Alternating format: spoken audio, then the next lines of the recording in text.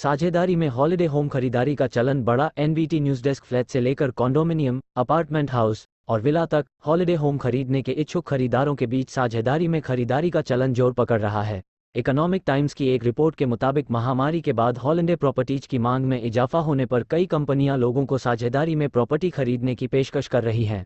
इसके तहत किसी आलीशान घर को खरीदने के लिए कोई व्यक्ति उसकी कीमत का 8वां हिस्सा चुकाकर उसका आशिक मालिक बन सकता है। ऐसी ही एक कंपनी योस के को फाउंडर और चीफ एग्जीक्यूटिव श्रवण गुप्ता कहते हैं, देश में मकान को साझा तौर पर खरीदने का विचार अभी भी अपने शुरुआती चरण में है।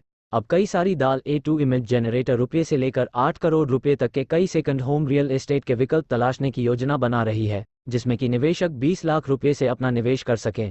हॉलिडे होम प्लेटफॉर्म ALYF के पास 7 विला हैं।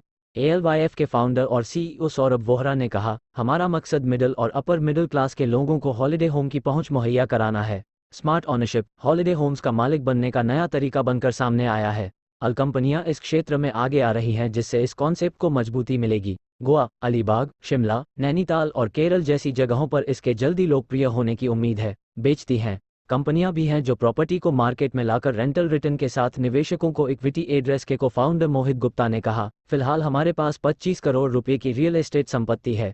हमारी योजना इस साल के अंत तक देश में गोवा, अलीबाग, लोनावाला और ऐसी दूसरे हॉलिडे होम मार्केट में 100 करोड़ कर सकते हैं। कुछ कंपनियां ऐसी संपत्ति रुपये की संपत्ति खरीदने की है। हॉलिडे होम के मालिक साल में मुश्किल से 30 दिन ही घर का यूज करते हैं। साझेदारी में खरीदारी का मॉडल अमूमन प्रॉपर्टी को 8 शेयर में बांटता है। इससे निवेश की रकम और साल में प्रॉपर्टी का इस्तेमाल करने के दिन कम हो जाते हैं। कंपनी हॉलिडे होम के इच्छुक लोगों की मांगों को पूरा करने के लिए 2 करोड़ इसके तहत किसी मैनेजमेंट फर्म के जरिए साझेदारी में मकान की खरीदारी की जाती है। इसके निवेशक उस संपत्ति को किसी दूसरी प्रॉपर्टी की तरह ही एक्सचेंज को खरीदकर निवेशकों को बिना किसी रेंटल रिटर्न के बेचती है। वहीं कुछ ऐसी एक स्टडी से पता चलता है कि